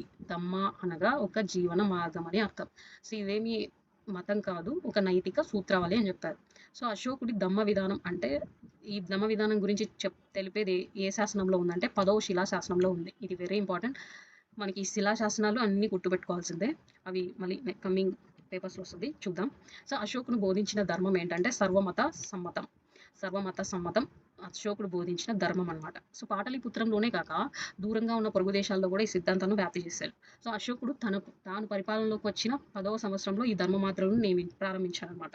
సో ఈయన టర్మ్‌లోనే జరిగినాయన్నీ. అవి ఏ ఏ టర్మ్స్‌లో జరిగినది కూడా అడగొచ్చు. సో 10వ సంవత్సరంలో ఈయన పరిపాలన 10వ సంవత్సరంలో ఉన్నప్పుడు ధర్మయాత్రలు ప్రారంభించాడన్నమాట. అశోకుడు 5 సంవత్సరాలకు ఒక్కసారి ధర్మయాత్రలు నిర్వహించేవాడన్నమాట. 5 సంవత్సరాలకు ఒక్కోసారైనా ఈ ధర్మయాత్రలను నిర్వహిస్తారు. సో అశోకుడు ధర్మ సిద్ధాంతాలపై కొంతమందికి కొన్ని అభిప్రాయాలు ఉన్నాయి. అవేంటో మనం చూద్దాం. సో ఒక విశ్వమతం అని అన్నది ఎవరంటే ఆర్ఎస్ త్రిపాఠి. సో ఇవి ఎక్కువగా మ్యాచ్ ద ఫాలోయింగ్ అడుగుతారు మెయిన్లీ. ఇలా ఇచ్చి ఒక విశ్వమతం అని ఎవరన్నారు, దీనికి ఇలా ఇవ్వలే అని ఇచ్చేసి ఇక్కడ ఈ ఆప్షన్స్ అన్ని ఈ ఇక్కడ వీళ్ళు అనుకున్నారు కదా, వీళ్ళ నేమ్స్ అన్ని డిఫరెంట్ షఫుల్ చేసి ఇవ్వచ్చు. సో మనం కొంచెం ఫోకస్గా గుర్తుపెట్టుకోవాలి. దీనికి ఇలా ఇవ్వలే అంటే రొమిల్లా దాఫర్ అన్నారు. దీనికి ఇలా ఇవ్వలే రొమిల్లా దాఫర్. సో సర్వజన ఆమోదమైన బౌద్ధం అంటే ఆచార్య నీలకంఠ శాస్త్రి. సర్వజన ఆమోదమైన బౌద్ధం అన్నారు ఆచార్య నీలకంఠ శాస్త్రి. లౌకిక బౌద్ధం అంటే ఆర్జీ బండార్కర్. రాజకీయ లక్ష్య సాధనం రొమిల్లా దాఫర్ 2 నేమ్స్ ఇచ్చింది చూడండి. దీనికి ఇలా ఇవ్వలే రాజకీయ లక్ష్య సాధనం. సో ఇది ధర్మ సిద్ధాంతాలపై వీళ్ళ అభిప్రాయాలని ఇలా వ్యక్తం చేశారు వీళ్ళు. సో నెక్స్ట్ అశోకుని ధర్మంలోని ముఖ్యాంశాలు ఏంటంటే మెయిన్లీ ఈయన పెద్దల్ని, అర్చకుల్ని, భిక్షువుల పట్ల వినయ విధేయతలతో ఉండాలని చెప్పారనమాట. సో దీంట్లో మెయిన్ అహింసకు పాటుపడకూడదని, మత సహనం, జంతువుల పట్ల దయ కలిగి ఉండాలని, బానిస పట్ల జాలి కరుణ కూడా కలిగి ఉండాలనేసి చెప్పారనమాట ఈ ధర్మంలో. సో అశోకుడు ఈ విషయాలను ప్రజలకు తెలిసే విధంగా పెద్ద పెద్ద శాసనాల మీద చెక్కించి కూడళ్లలో నిలిపారనమాట. సో ఒకవేళ ఈయన అన్ని అనుకుంటే అవన్నీ ఎదుటి వాళ్ళకి తెలియాలంటే ఏదో ఒక వాళ్ళకి తెలియజేయాలంటే వీళ్ళు కమ్యూనికేషన్ పర్పస్ కోసం ఈ శాసనాలు యూజ్ చేసేవాళ్ళు మెయిన్లీ. సో అందుకని అశోకుడు ఎక్కడ అతని శాసనాల ద్వారా తను ఏం చెప్పాలనుకున్నా అన్ని శాసనాల ద్వారానే ఇప్పించేశారు. తన విజయాల గురించి తన ఏ టు జెడ్ అనమాట పెద్ద పెద్ద శాసనాల మీద చెక్కించి కూడలలో నిలిపారనమాట. సో ఇంకా అవన్నీ ప్రజలకి ఇంకా నోటెడ్ అయిపోవాలని. సో ఎంత బాగా ఆలోచించారు కదా. ఇప్పుడు మనం అడ్వర్టైజ్మెంట్ చేసుకోవడానికి ఎలా యూజ్ చేస్తామో ఆ టైప్లో ఈయన కూడా అప్పుడే ఆ కాలంలోనే ఆలోచించాడు అశోకుడు. సో అశోకుడు ధర్మశాసనాన్ని మొదట ప్రతిష్ఠించిన ప్రదేశం ఏంటంటే బ్రహ్మగిరి అనమాట. సో ఫస్ట్ టైం ధర్మశాసనాన్ని మొదట ప్రతిష్ఠించిన ప్రదేశం ఏంటంటే బ్రహ్మగిరిలోనే ప్రతిష్ఠించారు. సో నెక్స్ట్ వచ్చేసి అశోకుని పట్టమహిషి అసంధిమిత్ర. సో ఫస్ట్ వైఫ్ అసంధిమిత్ర క్రీస్తుపూర్వం 243లో మరణించగా రెండవ పట్టమనిషి హోదాను తిస్తరక్క పొందిందనమాట. సో ఇంకా ఈమె చనిపోయిన తర్వాత ఈమెకు ఉన్న పట్టమనిషిగా ఉండే కదా ఆమె ప్లేస్లో ఈమె వచ్చింది తిస్తారక. ఈమె ఇంకో వైఫ్ తిస్తారక. సో ఈమె బౌద్ధ మతానికి వ్యతిరేకి అనమాట. తిస్తారక బౌద్ధ మతానికి వ్యతిరేకి. అందుకనే ఈమె బౌద్ధ వృక్షాన్ని నాశనం చేయగా అది భరించలేక అశోకుడు క్రీస్తుపూర్వం 232లో మరణించాడని మహావంశంలో ఉందన్నమాట. సో ఈమె బౌద్ధ మతానికి వ్యతిరేక కాబట్టి ఇంకా ఆమెకు నచ్చదు కాబట్టి ఇలా చేసి ఉంటుంది. కానీ ఇది అశోకుడికి సెన్సిటివ్ మ్యాటర్. అందుకే ఈ చెట్టు చనిపోవడం చూడలేక ఆయన మరణించాడనమాట. సో ఇది మహావంశంలో ఉంది. మహావంశంలో ఇలా చెప్పారనమాట. సో బోధి వృక్షం నాశనం చేశారనే ఈ అశోకుడు చనిపోయారనేసి. అశోకుడు నిర్మించిన ప్రాంతాలు ఏంటంటే శ్రీనగర్, లలితాపట్నంలో శ్రీనగర్ నిర్మించారు. దేవాన పట్టణం వచ్చేసి నేపాల్, కోటాన్ వచ్చేసి మధ్య ఆసియాలో, పాటలీపుత్రంలోని రాజప్రసాద నిర్మాణం పర్షియా రాజధాని పెర్సిపోలస్ను పోలి ఉంటుంది. సో పెర్సిపోలస్ పోలి ఉండే రాజప్రస్థాన నిర్మాణం ఎక్కడ ఉందంటే పాటలీపుత్రంలో ఉందన్నమాట. పెద్ద ప్యాలెస్ కట్టించారు అక్కడ. ఈ పెర్సిపోలిస్ని సిమిలర్గా ఉంటుంది దానికి. సో అశోకునిపై వ్యాఖ్యానాలు కొంతమంది ఇలా అన్నారనమాట. అశోకుని పేరు ఆకాశంలో తారలాగా మెరుస్తుంది అన్నది ఎవరంటే హెచ్జి హెల్స్ ఏమన్నా అంటే అశోకుని పేరు ఆకాశంలో తారలాగా మెరుస్తుంది అన్నారు. నిజమే అది. సో, యుద్ధంలో విజయం సాధించి, యుద్ధంను పరిత్వజించిన చక్రవర్తి ప్రపంచ చరిత్రలో ఒక్కడే అశోకుడనమాట. సో, ఇలా యుద్ధంని చేసి అంత బాగా యుద్ధాలు చేసేవాడు సడెన్‌గా ఆల్ ఆఫ్ సడెన్‌గా మారాడంటే, ఈ అలా ఎవ్వరు అంటే స్టార్టింగ్ నుంచి మనం చదువుకున్న చరిత్రలో ఏ ఒక్క రాజు కూడా ఇలా చేయలేదనమాట. అందుకే ఈయన ఇలా అన్నాడు. హెచ్‌జీ హల్సే. ఈయనే యుద్ధంలో విజయం సాధించి తర్వాత యుద్ధాన్ని గెలిచినా కూడా ఆయన మళ్ళీ పరిత్వజించడం అంటే ఇది నిజంగా ఆయన ఎంత ఆ యుద్ధం అనేది ఎంత మార్చేసిందో అశోకుడిని మనం అర్థం చేసుకోవాలి. సో సీజర్ వచ్చి తెలుసుకుని జయించాను. అశోకుడు జయించి తెలుసుకున్నాడనేసి లారెన్స్ బనియన్ అన్నాడు. సీజర్ వచ్చి తెలుసుకున్నాడని, అశోకుడు గెలిచి తెలుసుకున్నాడు కదా, అందుకే ఇలా ఉండొచ్చు. లారెన్స్ బనియన్ అన్నారనమాట ఇది. సో అశోకుని మరణాంతరం సామ్రాజ్యం రెండుగా చీలిపోయింది. ఇంకా అశోకుడు చనిపోయిన తర్వాత సామ్రాజ్యం రెండుగా చీలిపోయింది. ఈ తూర్పు పశ్చిమ అని. సో తూర్పు పశ్చిమలుగా విడిపోయింది. తూర్పు ప్రాంతాన్ని పాటలీపుత్రం రాజధానిగా చేసుకొని దాశరథుడు, ఈయన మనవలు అన్నారు కదా, దాశరథుడు పాలించాడు. పశ్చిమాన్ని తక్షశీలగా రాజధాని చేసుకొని కునాలుడు పరిపాలించాడు అనమాట. సో వీళ్ళిద్దరూ తెలుసు కదా మనకి. దాశరథుడు వచ్చేసి మనవడు, కునాలుడు వచ్చేసి కొడుకు కదా. తక్షశీల రాజధానిగా చేసుకొని కునాలుడు పాలించాడు. సో నాగార్జునకొండ బీహార్లో గుహాలను అజీవులకు దానం చేసిన రాజు ఎవరంటే ఈ దశరథుడు నాగార్జునకొండ బీహార్లలో గుహలను అజీవులకు దానం చేశారు అనమాట. సో దశరథుని బిరుదు ఏంటంటే దేవానాం ప్రియ. సో దశరథుని బిరుదు కూడా దేవానాం ప్రియ. అశోకుడికి కూడా దేవానాం ప్రియనే ఉంది. సో ఇది నోట్ చేసుకోండి, వీళ్ళిద్దరికి సేమ్ ఉందన్నమాట, సేమ్ టైటిల్ ఉంది, దేవానాం ప్రియ. సంప్రతి మరలా మౌర్య సామ్రాజ్యాన్ని విలీనం చేశాడు. సో సంప్రతి మళ్ళీ మౌర్య సామ్రాజ్యాన్ని విలీనం చేశాడు అనమాట. అన్ని డివైడ్ అయ్యాయి కదా, తూర్పు పడమర అని డివైడ్ అయ్యాయి కాబట్టి ఈయన సంప్రతి మళ్ళీ కలిపేశాడు. సో జైన మత గ్రంథాల ప్రకారం ఉజ్జయిని పాటలీపుత్రం రెండింటినీ రాజధానిగా చేసుకొని పాలించింది ఎవరంటే ఈ సంప్రతిని జైన అశోకుడుగా అంటారు, జైన అశోకుడిగా పిలుస్తారనమాట. సో సంప్రతి అవలంబించిన మతం జైన మతం అనమాట. సంప్రతి అవలంబించిన మతం జైన మతం. సో ఇది మనకి కరెంట్ అఫైర్స్లో ఉంది కదా సంప్రతి గురించి. సంప్రతి మ్యూజియం మోదీ ఇనాగ్రేట్ చేశాడు. ఎక్కడ అంటే కూబా, గుజరాత్లో, గాంధీనగర్. ఇది గుర్తుపెట్టుకోండి, రీసెంట్గా 2 వీక్స్ బ్యాక్ జరిగింది. మోదీ ఇనాగ్రేట్ చేశాడు సంప్రతి సామ్రాట్ మ్యూజియం అని, అది నోట్ చేసుకోండి. సో ఇతనిని జైనం వైపునకు మళ్లించింది ఎవరంటే సుహాస్తి జైనం వైపుకు మళ్లించాడు. బృహద్రథుడు మౌర్య వంశ చివరి రాజు అనమాట. బృహద్రథుని సేనాని ఎవరంటే పుష్యమిత్ర శృంగుడు అనమాట. బృహద్రథుని సేనాని పుష్యమిత్ర శృంగుడు. సో ఇతనే అనమాట ఈ మౌర్యుల పరిపాలన అంతం కావడానికి మెయిన్ విలన్. ఎవరు? పుష్యమిత్ర శృంగుడు. సో ఈయనే హతమార్చి బృహద్రథుని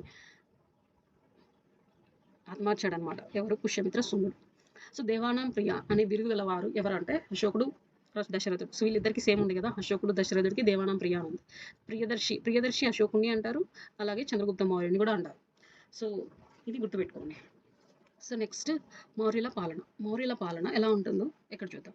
మౌర్యుల పరిపాలన కేంద్రీకృత పరిపాలన. సో మెయిన్ కేంద్రంగా చేసుకొని పరిపాలించే వాళ్ళనమాట వీళ్ళ పరిపాలన వ్యవస్థపై పశ్చిమ పర్షియా దేశాల ప్రభావం ఎక్కువగా కనిపిస్తుంది. సో మౌర్యుల పాలన అర్థశాస్త్రాన్ని అనుసరించి కొనసాగింది. సో ఇది అర్థశాస్త్రాన్ని అనుసరించి కొనసాగిందని చాళుక్యుడు రచించాడు కదా అర్థశాస్త్రం, దాంట్లో ఉందన్నమాట.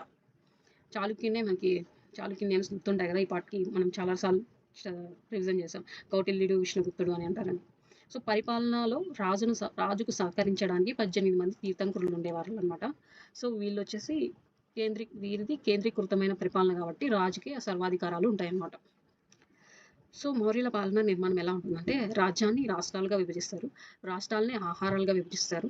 సో ఈ ఆహారాలని ప్రాంతాలుగా విభజిస్తారు, ప్రాంతాల నుంచి గ్రామాలుగా. సో ఇలా రాజ్యం నుంచి రాష్ట్రాలుగా, రాష్ట్రాల నుంచి ఆహారాలుగా, ఆహారాల నుంచి ప్రాంతాలుగా, ప్రాంతాల నుంచి గ్రామాలుగా. సో ఇలా డివిజన్ చేసుకున్నారనమాట.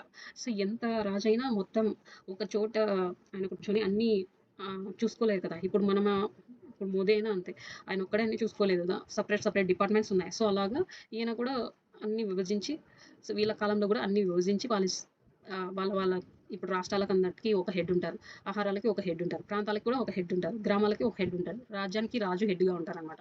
ఈ రాష్ట్రాలకైతే కుమారమాత్యులు ఉండి పరిపాలిస్తారు. సో ఆహారాలకి రజ్జకులు ఉంటారు, ప్రాంతాలకైతే ప్రదేశికలు ఉంటారు, సో గ్రామాలకైతే ఒక గ్రామే ఉండి పాలిస్తారు అనమాట.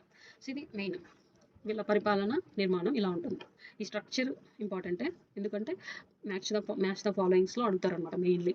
సో ఇప్పుడు రాష్ట్రాలకి ఎవరుంటారు హెడ్గా అంటే ఈ కుమారమార్తీలు అనేది మనకు గుర్తు రావాలి.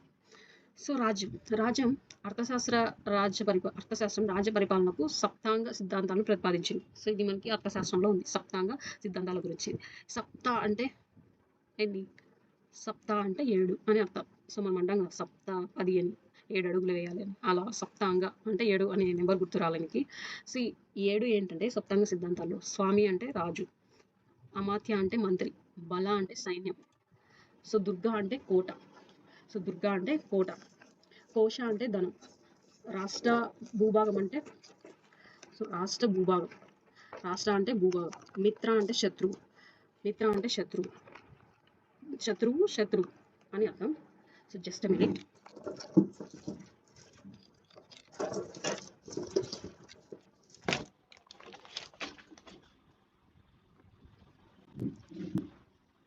సో చక్రవర్తి పరిపాలనలో సో ఈయన సప్తాంగ సిద్ధాంతాలు ఇలా ఉన్నాయి కదా 7.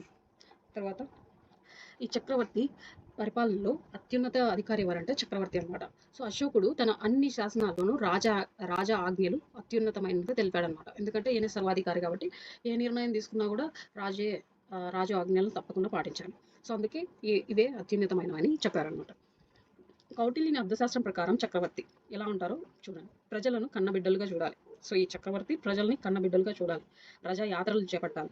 సో ఈ ధర్మశాస్త్రాల ప్రతిపాదికగా పరిపాలించాలి. రాజ్యం యొక్క సప్తాంగాలలో ప్రథముడు చక్రవర్తి సర్వాధికారి, ఉన్నత న్యాయాధికారిగా, సర్వ సైన్యాధ్యక్షుడిగా కూడా వ్యవహరించాలనేసి ఈ కౌటిల్యుడు అర్థశాస్త్రంలో రాశారనమాట. ఎందుకు ఇలా రాశారంటే ధనానందుడు అప్పుడు ధర్మంగా పరిపాలించలేరు కదా, అందుకోసం ఈయన ఒక చక్రవర్తికి ఉండవలసిన లక్షణాలు ఇవనేసి ఈ అర్థశాస్త్రంలో ఇలా ఉండాలి అనేసి రాశాడనమాట. సో అందుకే ఏ చక్రవర్తి అంటే ఇప్పుడు చక్రవర్తి అయితే కంపల్సరిగా ఇవన్నీ పాటించాలి చక్రవర్తి. సో ఇవన్నీ గుర్తుండాలి. సో నెక్స్ట్ అశోకుని శాసనాల వల్ల అతని కాలంలో మౌర్య సామ్రాజ్యంలో 4 ప్రధాన రాష్ట్రాల పేర్లు ఉన్నాయి. అవేంటంటే సో వాయువ్య రాష్ట్రంలో తక్షశిల రాజధానిగా చేసుకున్నారు. సో ఇది ప్రావిన్సెస్ నేమ్స్ ఇవి. తర్వాత ఇక్కడ క్యాపిటల్ నేమ్స్ ఇచ్చారు. సో వాయువ్య రాష్ట్రానికి తక్షశిల క్యాపిటల్. సో దక్షిణపథ రాష్ట్రానికి సువర్ణగిరి. సో దక్షిణపథం అంటే మనకు గుర్తుంటుంది సువర్ణగిరి అని. కళింగ రాష్ట్రం అంటే తోసలి అర్ధౌలి ఎక్కడ కళింగ రాష్ట్రం. సో ఇది ఎక్కడ ఉందంటే ఒడిశా. మనం చదివాం కదా ఇంతవరకు ఇంతకుముందు. సో అవంతి రాష్ట్రం ఉజ్జయిని అనమాట. అవంతికి ఉజ్జయిని. ఈ ప్రావిన్సెస్ క్యాపిటల్స్ గుర్తుపెట్టుకోండి, మేబీ అడిగే ఛాన్సెస్ ఉండొచ్చు. సో అనంతపూర్ జిల్లాలో జొన్నగిరి సువర్ణగిరి అయి ఉండొచ్చే గుర్తించారనమాట. సో వీళ్ళు ఈ జొన్నగిరి సువర్ణగిరి అయి ఉండొచ్చునని చెప్పారు. ఇది ఎక్కడ ఉందంటే అనంతపూర్ డిస్ట్రిక్ట్. సో సౌరాష్ట్ర అనార్త వంటి చిన్న రాష్ట్రాలు కూడా ఉండేవని శాసనాల వల్ల చెప్తారన్నమాట. తెలుస్తుంది మనకి ఈ సౌరాష్ట్ర అనార్త వంటి చిన్న రాష్ట్రాలుగా కూడా ఉన్నాయి. సో సాధారణంగా రాష్ట్ర పాలకులు రాజకుమారులను రాజబంధువులను నియమించబడేవారు. సాధారణంగా అంటే వీళ్ళు అప్పుడు రాచరికం ఉండేది కదా. చంద్రగుప్త మౌర్యుని కాలంలో పుష్యగుప్తుడు సౌరాష్ట్రకు రాష్ట్ర ప్రతినిధిగా కాగా, అశోకుని కాలంలో యవనుడైన తుష్యస్తుడు ప్రతినిధిగా ఉన్నాడనమాట. సాధారణంగా రాష్ట్ర పాలకులుగా రాజకుమారులను రాజబంధువులని నియమించేవారు. సో వీళ్ళ బంధువులే అంటారు వీళ్ళు ఇలా ప్రతినిధులుగా నియమించారంటే. సో పుష్యగుప్తుడు తర్వాత అశోకుని కాలంలో అయితే యవనుడైన తుషాస్తుడుని ప్రతినిధిగా ఉంచారనమాట. ఎవరు? చంద్రగుప్తుని కాలంలోనే. చంద్రగుప్తి కాలంలో అయితే పుష్యగుప్తుడు, అశోకుని కాలంలో అయితే యవనుడైన తుషాస్తుడు. ఇది గుర్తుపెట్టుకోండి, ఏమన్నా రివర్స్ ఇచ్చి కూడా అడగచ్చు. నెక్స్ట్ వీరి పతాలు రాష్ట్రాలను తిరిగి పరిపాలనా సౌలభ్యం కొరకు క్రింది విధాలుగా విభజించారు. అవేవో చూద్దాం. ఆహారాల్ని రజ్జుక రెవెన్యూ అధికారిగా, ఆహారాలకి రజ్జుక అంటే రెవెన్యూ అధికారి అనమాట. ప్రాంతాలకైతే ప్రాదేశికుడిని ఏమంటారు దేనికోసం అంటే శాంతి భద్రతల కోసం ఈ ప్రాదేశికుల్ని పెడతారు. సో రాష్ట్రాల కుమార లేదా ఆర్యపుత్రులు అనే గవర్నర్లను పాలించేవాళ్ళు. సో వీళ్ళు పైన వీరి పతాలు రాష్ట్రాలను తిరిగి పాలించే సౌలభ్యం కలిగి ఉండేవి అనమాట. ఇవైతే రాష్ట్రాల కుమార లేదా ఆర్యపుత్రులు అనే గవర్నర్ పాలించేవారు అనమాట. సో కుమారమార్తెలు అంటే రాష్ట్రాల గవర్నర్లను నియమించబడే వాళ్ళే యువరాజులు అని. సో కుమారమార్తెలు అంటే రాష్ట్రాల గవర్నర్లుగా నియమించబడే యువరాజులు. సో యువరాజులు మాత్రమే నియమించబడతారు కుమారమార్తెలుగా. ఆర్యపుత్రులు వచ్చేసి రాష్ట్ర గవర్నర్లుగా నియమించబడే రాజవంశానికి చెందిన వాళ్ళు గవర్నర్లుగా నియమించబడతారు అనమాట ఆర్యపుత్రులు అంటే. సో రజక పురుష అంటే రజకులకు మధ్య వార్తాహారులు. సో ఇలా వీళ్ళ రాజుకి వార్తలన్నీ చేరవేస్తారనమాట. ఎవరు? రజక రజక పురుష వీళ్ళనమాట. గ్రామిణి వచ్చేసి గ్రామానికి. సో గ్రామిణి వచ్చేసి గ్రామం. సో గ్రామానికి అధిపతి ఎవరంటే గ్రామిక ఆర్ గ్రామిణి. సో గ్రామిక ఆర్ గ్రామిణి అంటారు. సో ఇతని పరిపాలనలో సహకరించడానికి గ్రామ పెద్దలతో కూడిన ఒక సభ ఉండేదన్నమాట. మౌర్యుల కాలంలో అయితే రాజప్రతినిధుల సభ, పౌరసభ అని, ఈ గ్రామ ప్రతినిధుల సభ అంటే జనపద సభ అని, రాజప్రతినిధుల సభ అంటే పౌరసభ అని, గ్రామ ప్రతినిధుల సభ అంటే జనపద సభ అని. సో ఇది గుర్తుపెట్టుకోండి. నెక్స్ట్ గ్రామంలో పాలనా వ్యవస్థ అతి చిన్న ప్రాదేశిక విభాగం అనమాట గ్రామం అంటే. సో గ్రామానికి అధిపతి గ్రామిణి ఆర్ గ్రామిక ఉంటారు, అది మనకు తెలుసు. సో గ్రామాలు చాలా వరకు స్వయం ప్రతిపత్తిని అనుభవించేవన్నమాట. సో వాళ్ళు గ్రామాల్లో పనిచేసే వాళ్ళు స్వయంగానే అన్ని రెడీ చేసుకునేవాళ్ళు. సో గ్రామ పెద్దల సహాయంతో గ్రామికులు గ్రామ పాలనా బాధ్యతలు నిర్వహించేవాళ్ళు అనమాట. సో గ్రామ పెద్దలు ఉంటారు కదా, వాళ్ళ హెల్ప్తోనే వీళ్ళు అన్ని గ్రామం యొక్క రెస్పాన్సిబిలిటీస్ అంతా వీళ్ళు తీసుకుంటారు. ఎవరు? గ్రామ పెద్దలు. గ్రామికుడు గ్రామంలో పన్ను వసూలు, క్రమశిక్షణ, శాంతి భద్రతలు, రక్షణ మొదలైన గ్రామ సంబంధాలైన వ్యవహారాలను పర్యవేక్షించేవాడు అనమాట. ఎవరు? గ్రామికుడు అనేవారు. సో పెద్ద గ్రామాల్లో అయితే గ్రామికునకు గణక, లేఖక మొదలైన ఉద్యోగాలు పాలనా నిర్వాహకాలలో సహాయపడతాయి. ఈ పాలనా నిర్వహణలో సహాయపడతాయి అన్నమాట. సో పెద్ద గ్రామాల్లో అయితే గ్రామికునకు గణక, లేఖక అనే మొదలైన ఉద్యోగాలు ఉన్నాయన్నమాట. సో ఇవి వచ్చేసి 5 లేదా 10 గ్రామాలపై అధికారిని గోపుడు అంటారు. సో 5 లేదా 10 గ్రామాలకు అధికారం ఉన్నాడు అనుకో, అతన్ని గోపుడు అంటారు. సో గోపుని అధికారంలో గ్రామికులు తమ విధులను నిర్వహించేవారు అనమాట. సో ఈ గోపుని అధికారంలోనే గ్రామికులు వాళ్ళ విధులను నిర్వహించేవారు. సో 100 గ్రామాల పైన అధికారి స్థానికుడు అనమాట. 100 గ్రామాలకైతే ఒక అధికారి ఉంటాడు, అతడు ఎవరంటే స్థానికుడు. సో 5-10 గ్రామాలకైతే గోపు. సో మౌర్య రాజ్యంలో 5 రకాల గ్రామాలు ఉండేవన్నమాట. అవేంటంటే పరిహారక గ్రామాలు, ఆయుధేయ గ్రామాలు, సీతా గ్రామాలు, కుక్ష, హిరణ్య. ఇవి వచ్చేసి 5 రకాల గ్రామాలు అనమాట. సో పరిహారక గ్రామాలు వచ్చేసి పన్నుల నుంచి మినహాయింపు పొందినవన్నమాట. ఈ పరిహారక గ్రామాలు. ఆయుధేయ గ్రామాలు వచ్చేసి యుద్ధ సమయంలో రాజుకు సైనికులకు పంపే గ్రామాలు అనమాట. రాజుకు సైనికులకు పంపే గ్రామాలు ఏంటంటే ఆయుధేయ గ్రామాలు. సీత గ్రామాలు అంటే రాజు ప్రభుత్వానికి చెందిన గ్రామాలు అనమాట. రాజు ప్రభుత్వానికి చెందిన గ్రామాలనే సీత గ్రామాలు అంటారు. మరి కుష అంటే ముడి పదార్థాల సరఫరా చేసే గ్రామాలు అనమాట. ముడి పదార్థాలను సరఫరా చేసే గ్రామాలు ఏంటంటే కుష అంటారు. హిరణ్య అంటే పన్నులు, ఆహార ధాన్యాలు, పశువులు బంగార రూపంలో చెల్లించవే. సో ఇవి పన్నులు ఆహార రూపంలో చెల్లిస్తారు అనమాట. ఆహార రూపంలోను, పశువుల రూపంలోను, బంగారం రూపంలోను చెల్లించే వాడిని ఏమంటారంటే హిరణ్య అంటారు. సో ప్రభుత్వానికి చెందిన గ్రామాల్ని ఆయుధీయ అంటారు.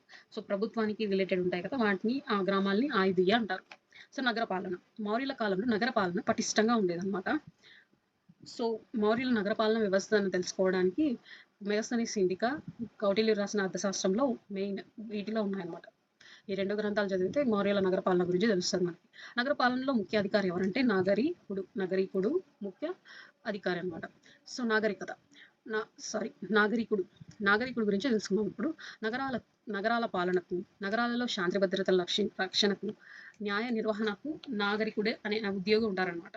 సో ఈ నగర పాలనకు, శాంతి భద్రతలు, రక్షణ, న్యాయ నిర్వహణకి ఈ ఉద్యోగిగా ఉంటారు. సో నగరంలోకి ప్రవేశించిన కొత్త వారు తమ వివరాలను నగరికుడి వద్ద నమోదు చేసుకోవాలి. సో ఎవరైనా కొత్తగా వస్తే సో ఈయన దగ్గరికి వెళ్ళి వాళ్ళ గురించి ఎందుకు వచ్చారు ఏమి, ఇప్పుడు పాస్పోర్ట్ వెరిఫికేషన్ లాగా సో ఈయన కూడా వెరిఫికేషన్ చేస్తాడు వీళ్ళని.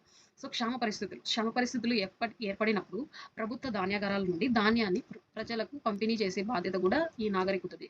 సో ఏమైనా ఫెమైన్స్ వస్తాయి కదా, ఇలాంటి ఫెమైన్స్ వచ్చేటప్పుడు కూడా ఈ ఫుడ్ డిస్ట్రిబ్యూషన్ ఇవన్నీ వాళ్ళకి డిస్ట్రిబ్యూట్ చేస్తారు కదా. సో అలా చేసేది కూడా ఎవరంటే నాగరికుడిదే అనమాట. సో నగర పాలనలో గోప, స్థానిక అనే ఉద్యోగులు నాగరికుని సహాయం చేసేవాళ్ళు అనమాట. సో ఈ నగర పాలనలో వీళ్ళు ఉంటారు, ఈయన కింద పనిచేసే వాళ్ళు అయినచ్చు వీళ్ళు, అందుకే హెల్ప్ చేస్తారు వీళ్ళు. గోప, స్థానిక అనే ఉద్యోగాలు. సో నాగరికునికి సహాయం చేసేవాళ్ళు అనమాట వీళ్ళు. సో గోపుడు 10, 20 లేదా 40 వరకు ఇళ్ళ లెక్కలను సేకరించేవాడు అనమాట. గోపుడు అంటే మనకు తెలుసు. సో 5 నుంచి 10 అని ఇచ్చారు. 10నే కాదు, 10, 20 లేదా 40 వరకు కూడా ఇళ్ళను లెక్కలను సేకరించేవాడు ఎవరంటే గోపుడు. సో స్థానికుడు నగరంలోని వేర్వేరు విభాగాల లెక్కలను సేకరించేవాళ్ళు, బాధ్యత నిర్వహించే వాళ్ళు అనమాట. స్థానికుడు వేర్వేరు విభాగాల లెక్కలను సేకరించేవాళ్ళు ఎవరు? స్థానికుడు. సో పాటలీపుత్ర నగర పరిపాలన గురించి మెగస్తనీస్ తన ఎన్నికలో వ్రాస్తూ నగర పాలనలో నాగరికునికి 30 సభ్యుల సంఘం సహాయపడేదని తెలియజేశాడు. సో ఈ సంఘం 5 సభ్యులు గల 6 పంచాయతీలుగా ఏర్పడి బాధ్యతలు నిర్వహిస్తుంది. సో అవేంటంటే పరిశ్రమలు, విదేశీయుల సౌకర్యాలు, జనన మరణ లెక్కలు, సుంకాల వసూలు, వస్తు విక్రయం, వాణిజ్యం, తూనికలు, కొలతలు. సో వీటి గురించి ఇక్కడ వీళ్ళు వచ్చేసి ఈ బాధ్యతలు తీసుకున్నారనమాట. సో మౌర్యుల రాజధానిలో ఉండే కార్యక్రమాలలో మరొక ముఖ్యమైన కార్యాలయం ఏంటంటే Akshapatalam record cum audit office అనమాట. Akshapatalam record cum audit. So audit office వచ్చేసి రాజధానిలో ఉండే కార్యాలయాల్లో మరొక ముఖ్యమైన కార్యాలయం గురించి ఉండేదన్నమాట. అక్షపటలం అంటారు దీన్ని. సో మరొక ముఖ్యమైన కార్యాలయం అంటే ఈ అక్షపటలం. సో దీని పర్యవేక్షణాధికారిగా ఎవరు ఉంటారంటే అక్షపటల అధ్యక్షుడే. సో ఈ శాఖ ప్రభుత్వంలోని అన్ని శాఖల జమా ఖర్చులను, నిల్వ లెక్కలను తనిఖీ చేసి హాజరు కావాల్సిన కాలం మొదలైనవన్నీ ఈ ఆఫీస్ నుండి తెలుసుకోవచ్చు. ఇప్పుడు మన ఫినాన్స్ కమిషన్ ఎలా ఉంటుంది అన్ని తెలుసుకుంటుంది కదా. సో అలా ఈ అక్షపటలం కూడా అన్ని తెలుసుకుంటుంది. సో లెక్చర్స్ అన్ని లెక్కలు దీంట్లో చెప్పాలన్నమాట. అక్షపటలం గుర్తుపెట్టుకోండి. సో మంత్రి పరిషత్ మౌర్య చక్రవర్తికి పాలనా వ్యవహారాలు సలహాలు ఇచ్చడానికి మంత్రి పరిషత్ ఉంటుంది. సో ఇందులో ముఖ్యమైన వారు ఎవరంటే పురోహితులు సలహాలు ఇస్తారు. ఈ మహామంత్రులు, సేనాని, యువరాజులు వీళ్ళు సలహాలు ఇచ్చేవాళ్ళు అనమాట. వీళ్ళందరినీ సలహాలు తీసుకునేదే ఈ మంత్రి పరిషత్ అనమాట. మంత్రి పరిషత్ కార్యదర్శి మంత్రి పరిషత్ అధ్యక్షుడిగా వ్యవహరించేవారు. సో ఈ మంత్రి పరిషత్ కార్యదర్శిని మంత్రి పర్యధ్యక్షుడిగా పరిషత్ అధ్యక్షుడిగా వ్యవహరించేవాడు అనమాట. సో మంత్రి పరిషత్ ప్రస్తావన అశోకుడు 3వ 6వ శిలాశాసనాల్లో కనిపిస్తుంది అనమాట. సో ఈ మంత్రి పరిషత్ గురించి ఎక్కడ ఉంది అని అడుగుతారు. అశోకుడు వేసిన శిలాశాసనాల్లో ఈ మంత్రి పరిషత్ గురించి ప్రస్తావించిన శిలాశాసనాలు ఇవి అని ఇస్తారు. ఇక్కడ ఆప్షన్స్ 3, 6, 3, 4 ఇస్తారు, 3, 5 ఇస్తారు, 3, 10 ఇస్తారు. అంటే మన ఆప్షన్ వాళ్ళు ఎలా కన్ఫ్యూజ్ చేసినా మన ఆన్సర్ 3, 6 ఉండాలి. సో గుర్తుపెట్టుకోండి. మంత్రి పరిషత్ 3, 6. సో ఈ 3 2 6 కదా. సో ఇలా గుర్తుపెట్టుకోండి. టేబుల్స్ గుర్తుంటుంది మంత్రి పరిషత్. సో నెక్స్ట్, కేంద్ర ప్రభుత్వంలో 34 పాలనా అధికారుల్లో ఉన్నత ఉద్యోగులను నియమించే పాలనా యంత్రాంగాన్ని పటిష్టంగా రూపొందించాలని అర్థశాస్త్రంలో కోటిల్లుడు పేర్కొన్నారు. సో ఈ 34 పాలనా శాఖల్లో ఉన్నత ఉద్యోగులను నియమించాలని. సో మెయిన్ బ్యాక్గ్రౌండ్ విజన్ అంతా ఏందే అనమాట కౌటిల్యుడిదే. సో మంత్రి పరిషత్ లేని రాజు ఏకచక్ర శతకం వంటి వాడని పేర్కొన్నది ఎవరంటే కౌటిల్యుని అర్థశాస్త్రమే. సో ఒకవేళ మంత్రి పరిషత్ లేకపోతే రాజు అన్ని చూసుకునేవాడని. సో అతన్ని ఇలా ఏకచక్ర శకటం వంటి వాడు అనేసి ఈ కౌటిల్యుని అర్థశాస్త్రంలోనే ఉందన్నమాట. సో మౌర్యుల కాలంలో వివిధ శాఖలు మరియు అధికారులు. సో కొంతమంది అధికారులు ఉన్నారు కదా. సో ఈ అధికారాల నుంచి మనకి ఎలాగైనా అడగచ్చు క్వశ్చన్. సో మనం అన్ని చదువుతాం, అన్ని చదవాల్సిందే, అన్ని నేర్చుకోవాల్సిందే, ఎలాగైనా అడగచ్చు. సో సన్నిదాత అంటే ముఖ్య కోశాధికారి. సీతాధ్యక్ష అంటే వ్యవసాయాధికారి అంటే సీతాధ్యక్ష. సమాహర్త అంటే ఆర్థిక మంత్రి. దండపాల అంటే ముఖ్య పోలీస్ అధికారి అనమాట. దండపాల ముఖ్య పోలీస్ అధికారి అనమాట. సో దుర్గపాల అంటే అటవీ శాఖాధికారిని దుర్గపాల అంటారు. చారు చక్షులు అంటే గూఢచారులు అనమాట. గూఢచారులు. సో నాగరికుడు అంటే నగరపాలికుడు. సో ఇది మనకు తెలుసు, ఇంతకు ముందు నాగరికుడు తెలుసు, నాకు చదివాను కదా. ప్రశస్త అంటే జైల శాఖాధికారి.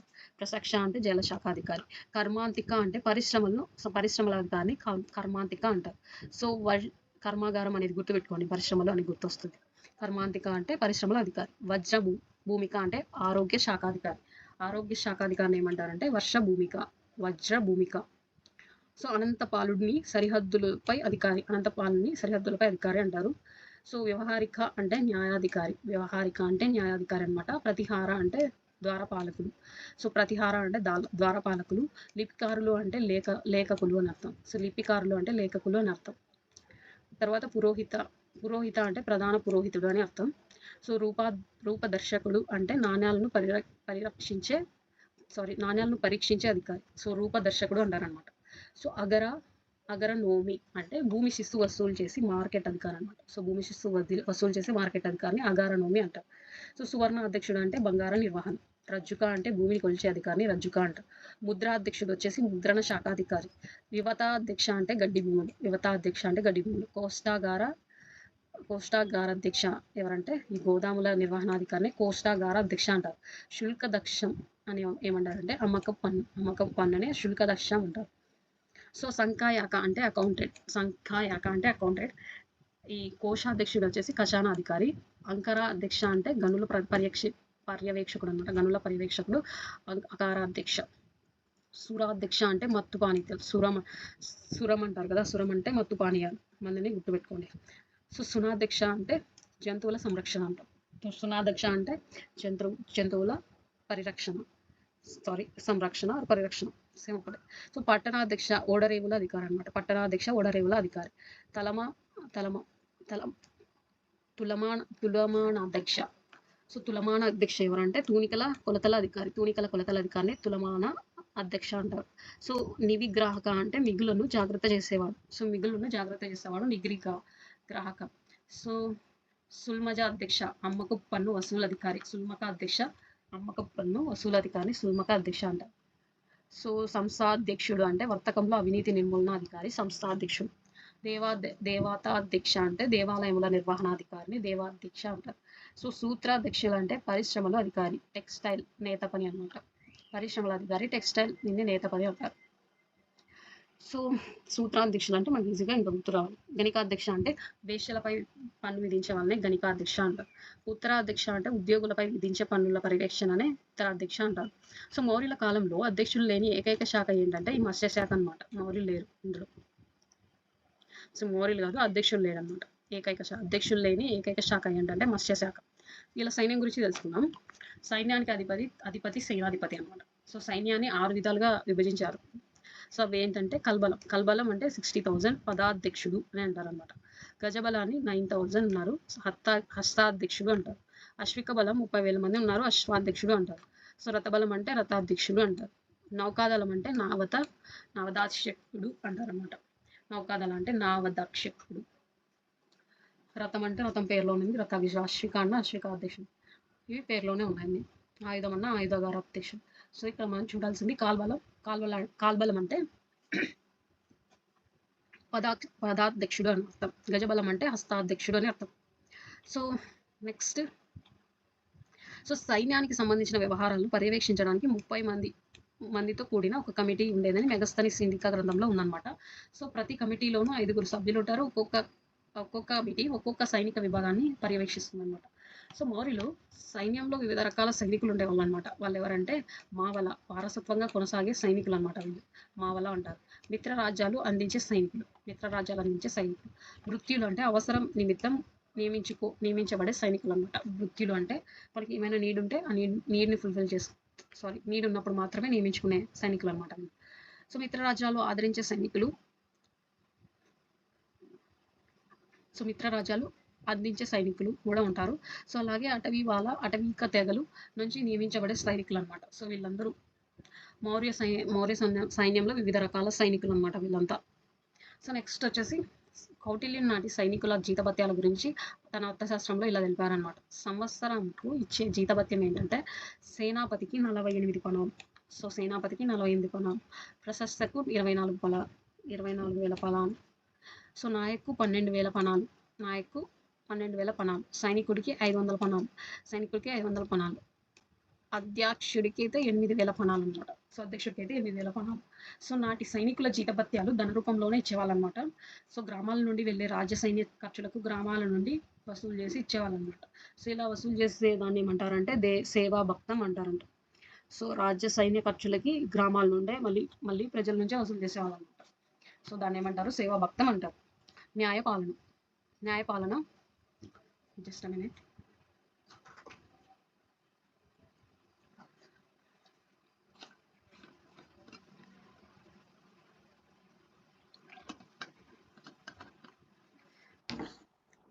నెక్స్ట్ వచ్చేసి న్యాయపాలన అనమాట. మౌర్యుల న్యాయపాలన విధానంలో కూడా రాజస్థానమే ఉన్నత న్యాయస్థానం అనమాట. అంటే రాజే కదా సర్వాధికారి. మౌర్యుల న్యాయ చక్రవర్తి అత్యున్నత న్యాయాధీశుడు కూడా. సో ఇతను సర్వాధికారి కాబట్టి న్యాయానికి కూడా రాచితనే ఇతను చెప్పేది తీర్పు అనమాట. సో అత్యున్నత న్యాయస్థానం ఉన్న ప్రదేశం ఏంటంటే పాటలీపుత్రం మౌర్య రాజధాని. సో ఇది మౌర్యుల రాజధాని పాటలీపుత్రంలో ఉంది. సో ఇది అత్యున్నత న్యాయస్థానం అనమాట. అత్యున్నత న్యాయస్థాన ప్రధాన న్యాయమూర్తి ఎవరంటే మహాధర్మాధికారి ధర్మ మహాధికారం అని కూడా అంటారు. సో మౌర్యుల కాలం నాటి న్యాయస్థానాలు 2 రకాలు. సో అదేంటంటే ధర్మస్థేయ, కంటకశోధన. సో ధర్మస్థేయ వచ్చేసి సివిల్ నేరాలను విచారిస్తుంది అనమాట. అంటే ఆస్తి తగాదాలు, స్థల వివాదాలు, వివాహాల ఒప్పందాలు మొదలైన ఈ వివాదాలన్నిటి గురించి సివిల్ నేరాలు అనమాట. సో ఇవి ధర్మస్థేయం అంటారు.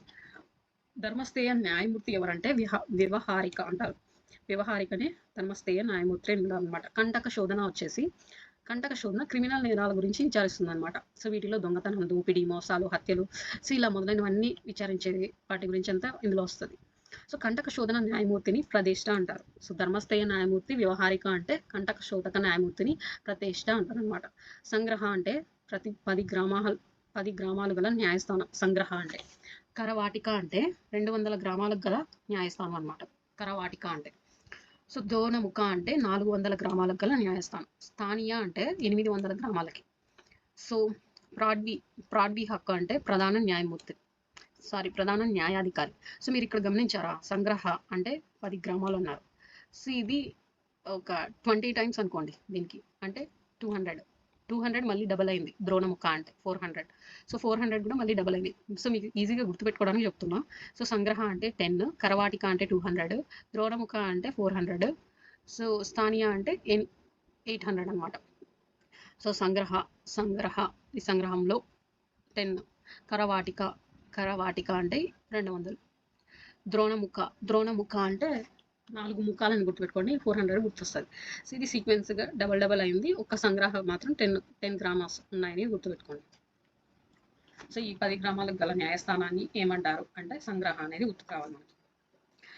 నెక్స్ట్ వీరి కాలంలో న్యాయాధికారులు ఎవరంటే ధర్మ మహాధికారం. ఈయన అత్యున్నత న్యాయస్థానాధికారం అనమాట. అమాత్యులు. సో ప్రాదేశిక స్థాయిలో గల న్యాయ పాలనాధికారుల్ని అమాత్యులు అంటారు.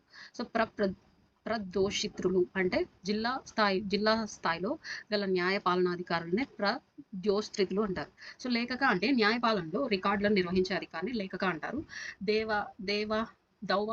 దవారికుడు అంటే మౌర్యుల కాలంలో రాజభవనాలను నిర్మించే అధికారిని దౌవారికుడు అంటారు.